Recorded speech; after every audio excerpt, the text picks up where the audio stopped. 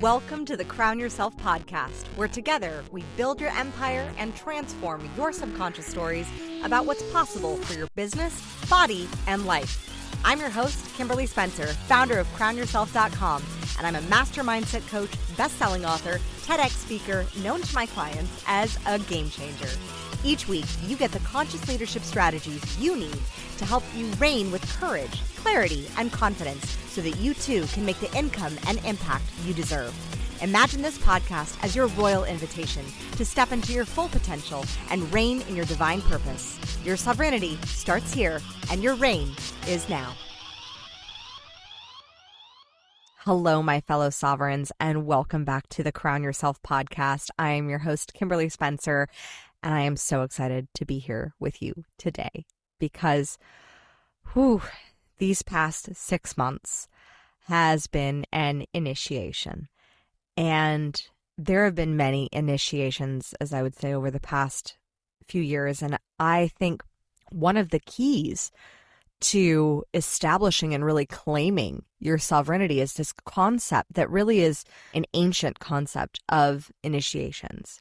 Now, you may have heard the term in a negative or witchy or occult or sort of terminology of initiation. So I've brought up the definition just in case we all need a refresher.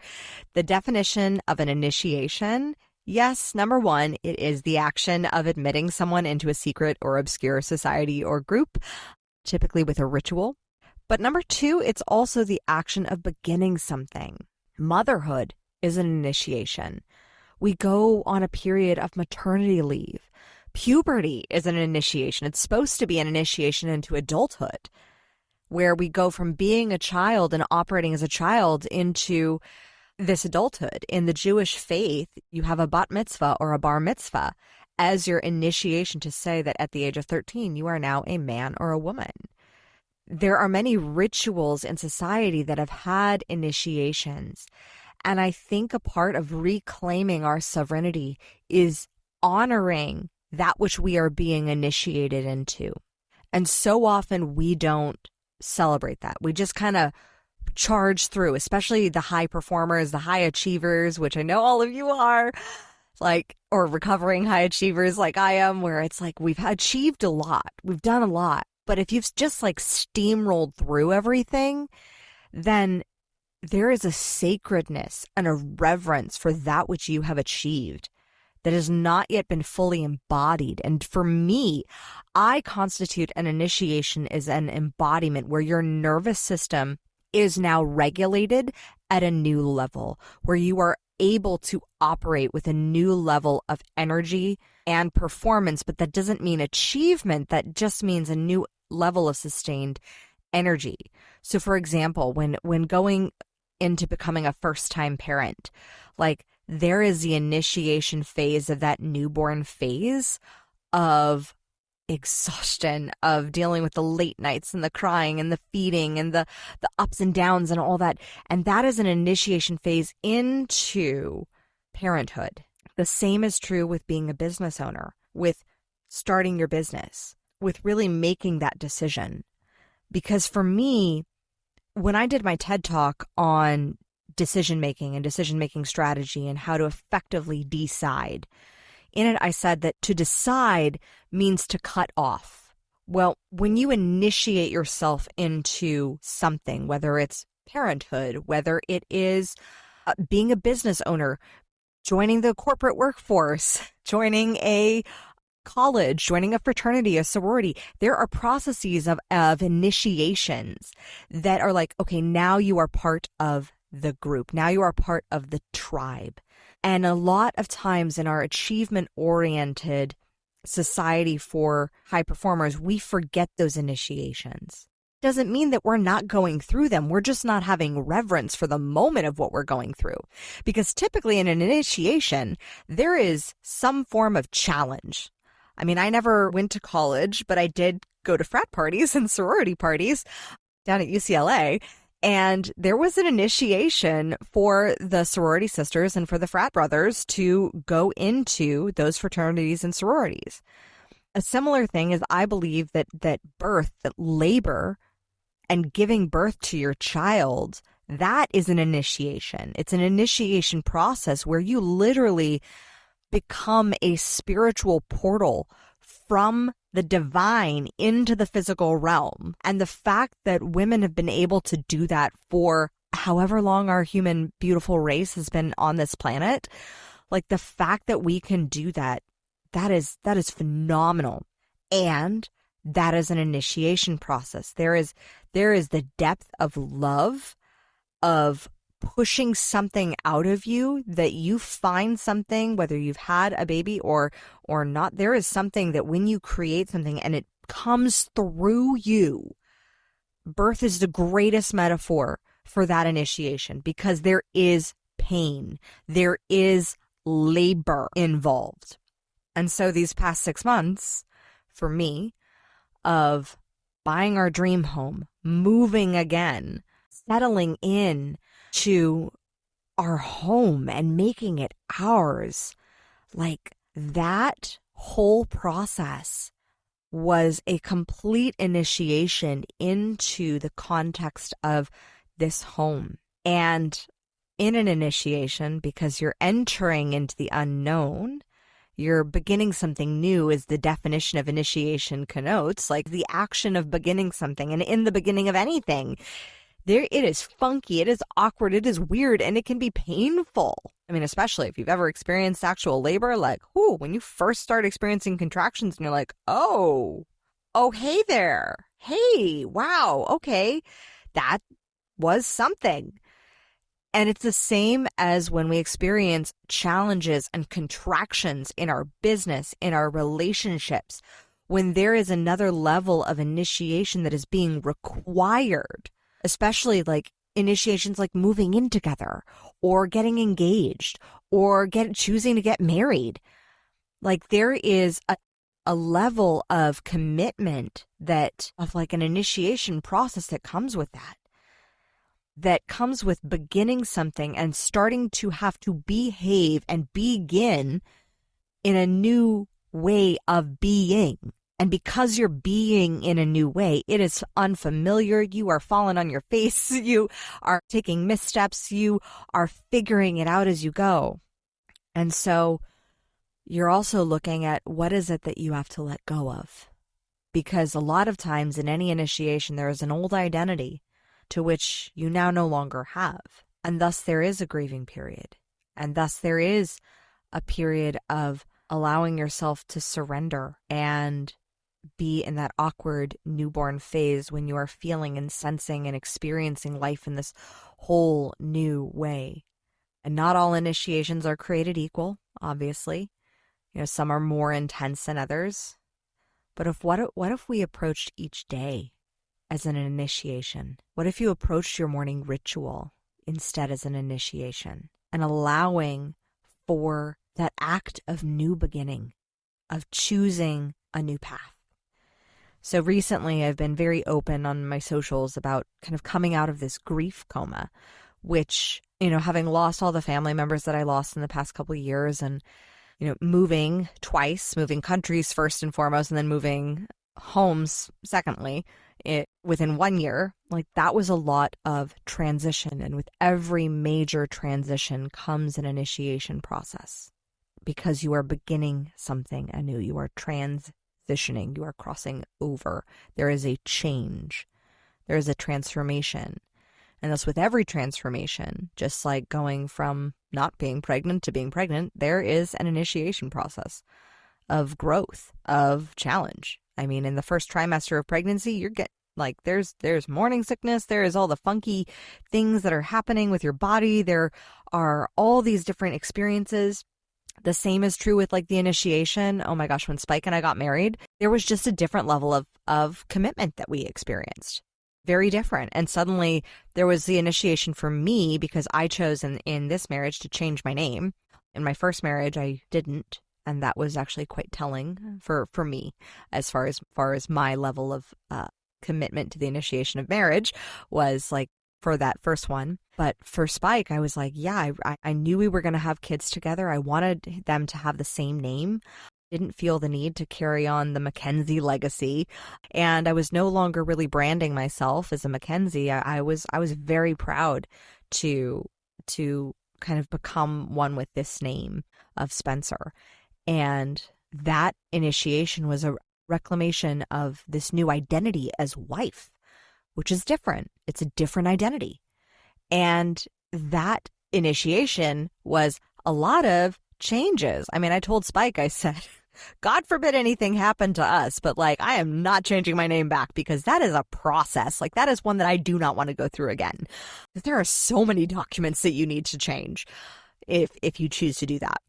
But that was an initiation that I was welcoming to because of the fact that for many reasons, A, because it just felt so gut and heart-centered and aligned, and B, because I knew we were going to have kids together and I wanted to have this like whole family name. And I was very proud of that. And that was my choice. That may not be everybody's choice. I know that's a lot of women today's, that's not their choice, but that was mine. But that was an initiation process. Maybe it's combining finances. Maybe it's having a joint bank account or joint investment account. That in itself is an initiation because there's the uncomfortable period of like, okay, let's open the portfolios and like look at our assets, and there's either like, oh my gosh, holy shit, or like, we got some work to do. So there can be those initiations that have those growing pains. So much of life is beginning again and allowing for that constant rebirth, that death and resurrection of identity. And that is really a part of sovereignty, I believe, is when you can claim that, then you are re-anointing and reappointing yourself as the leader of your life. I mean, you think of recently, there was just a giant coronation for King Charles. And that is a coronation is an initiation. It's an initiation for the king or the queen to be the leader of a country.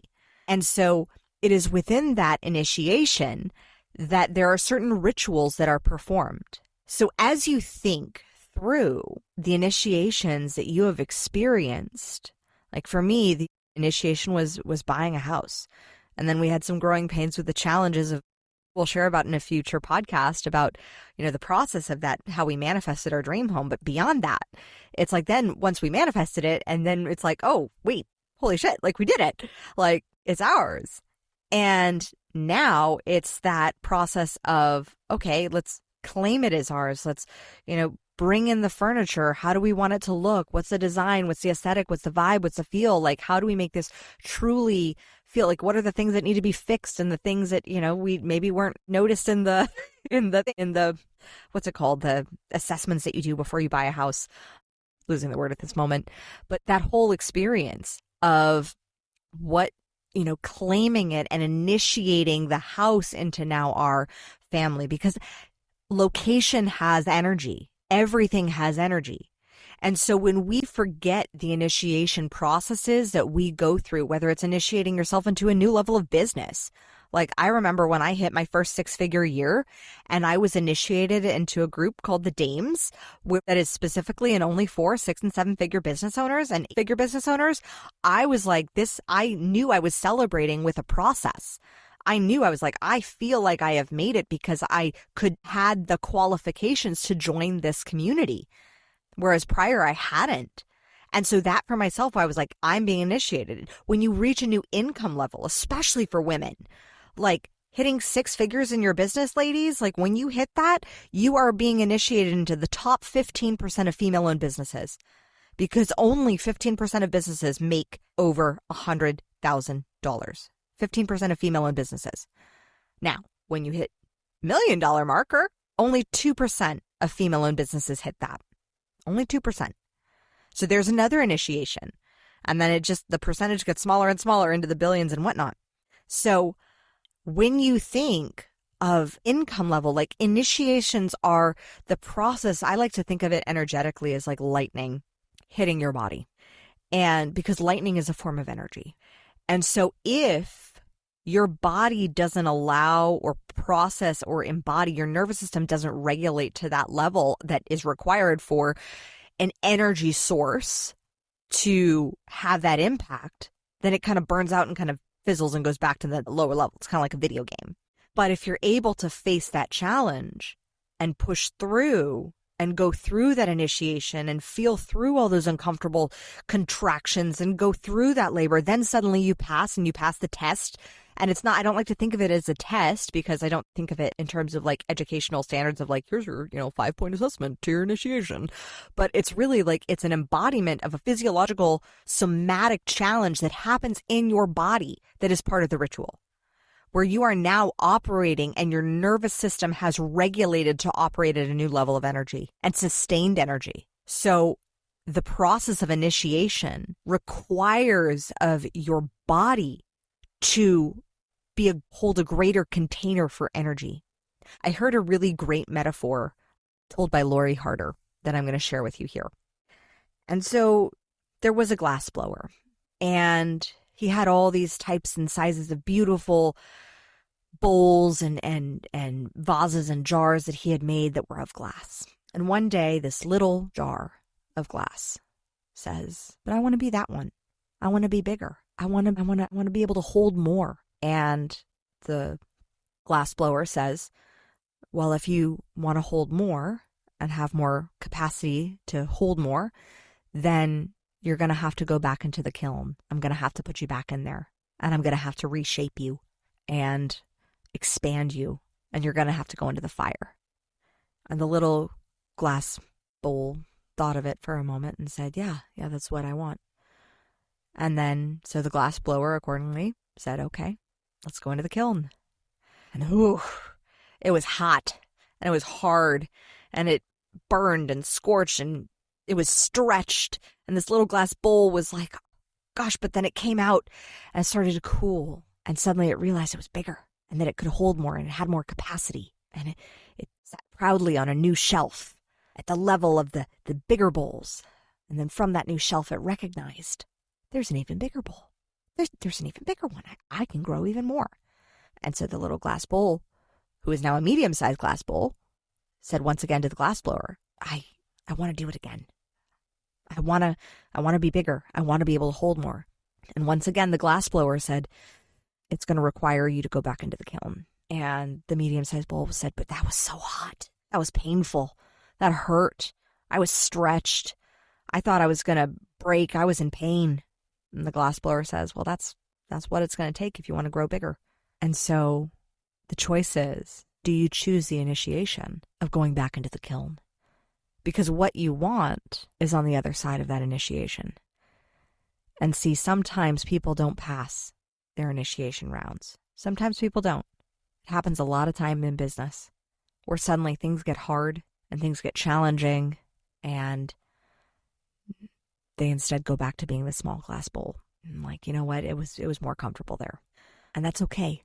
I'm not saying that there's a right or a wrong or a right size or a wrong size to be. There's just what you choose to be. But if you want to keep going to another level, it will require that initiation of going back into the kiln, going into the fire, having the labor pains, having the contractions.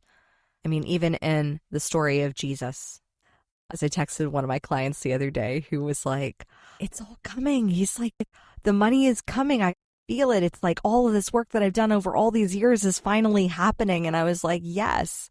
I said, because, even in our 3D form, like it took Jesus a few days to come back. And he laughed at that because sometimes we've gone into the kiln. We're in the kiln, like we've gone in and we're like ready to be out, like our souls or spirits are ready to be out on the other side. The 3D form still has to catch up. And for me, how I interpret that is your nervous system has to regulate. You have to regulate to being able to sustain a new level of responsibility and a new capacity.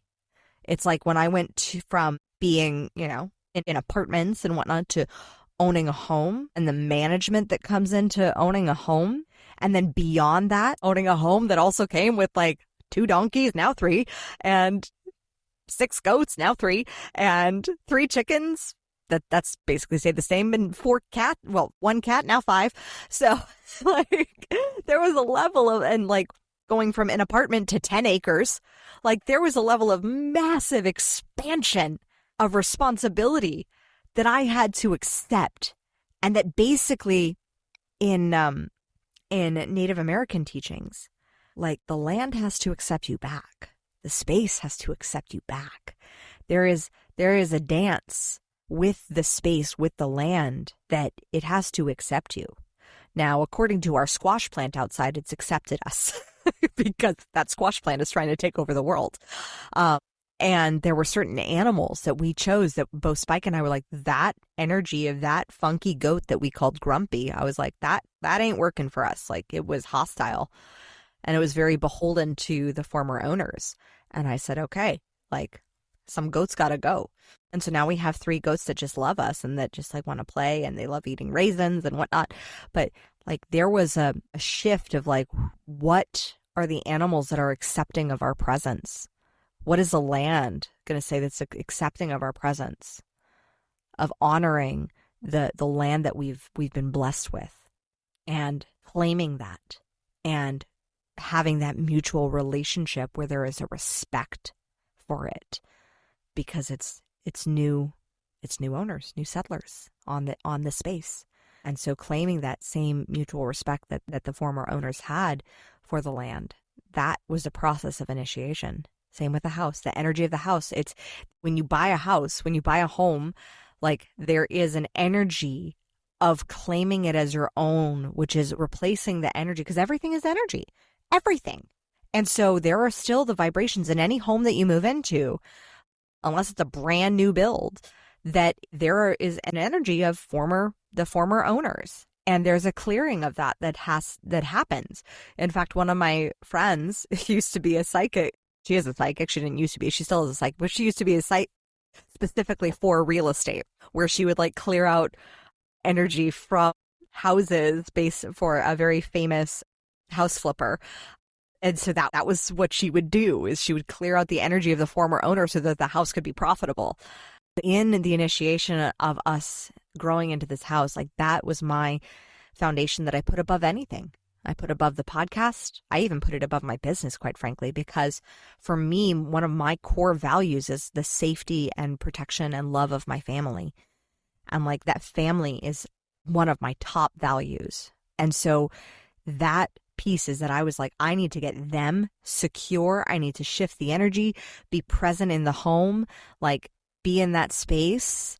And I knew that require certain parts of my business and certain aspects to either take a back seat, or I had to delegate those roles out. And I did. And I'm so happy that I did, because it allowed me the space to grieve, to let go, to shift the energy, and now to reclaim the passage of that initiation and owning this new space, this new energy, this new embodiment, this new regulated nervous system that's operating at a higher capacity. It required me to go through the kiln. So what is the kiln that you are choosing to go back into? What is the fire that you are choosing? Because everything is a choice, right? That's a decision. To choose to grow your business. And that's a conscious choice. Ideally, you make it consciously. To choose to grow into a new financial circumstance, a new relationship, a new type of body, it's going to require a certain initiation into that next level. Are you willing to allow your nervous system to adopt and accept the energy and the capacity that's going to stretch you so that you can hold the container of holding and having a beautiful, amazing relationship, of holding and having more wealth, more money, more income, more revenue? Are you willing to expand the container so that you can have more capacity? Because going into the kiln is what is required. And sometimes being in the kiln, being in the fire, is choosing to go into the unknown and to not know the answer. To not know how the glassblower, the source, creator, God, the universe, is shaping you and allowing yourself to be in that funkiness of the unknown. And if you're willing to go in there and stay in the fire and stay through the process, then on the other side is your growth. On the other side is that resurrection into a new identity. If this episode served you, please share it with a friend. Share it with a friend who may be going through an initiation, a challenge, a problem, maybe even actual labor and the contractions therein. But share this with one person. That would mean so much to me. You have no idea. I am so excited to be back with this podcast. We have a backlog and heaps of interviews that I am so excited to share with you of extraordinary queens who are just moving forward, going through initiations and choosing a path that is even bigger, brighter, more beautiful, and stepping in to their sovereign identity. As always, my fellow sovereigns, own your throne, mind your business, because your reign is now. Thank you so much for tuning in today. If what you heard resonated with you, be sure to subscribe and start creating a bigger impact now by sharing this with a friend. Just by doing that one simple act of kindness, you are creating a royal ripple to support more people in their sovereignty. And if you're not already following on social media, connect with me everywhere at crownyourself.now for more inspiration. I am so excited to connect with you in the next episode. And in the meantime, go out there and create a body, business, and life that rules. Because today, you crown yourself.